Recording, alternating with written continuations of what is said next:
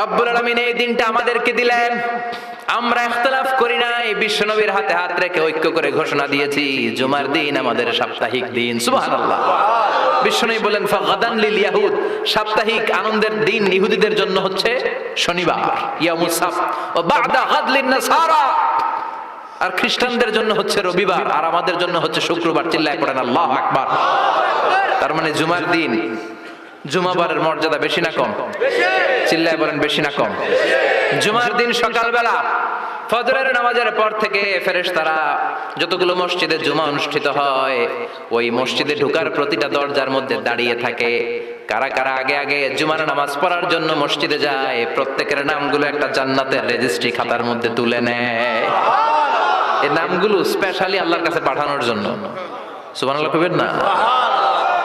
ডানে বায়ে সামনে পেছনে যতগুলো দরজা, প্রতিটা দরজায় ফেরেশতা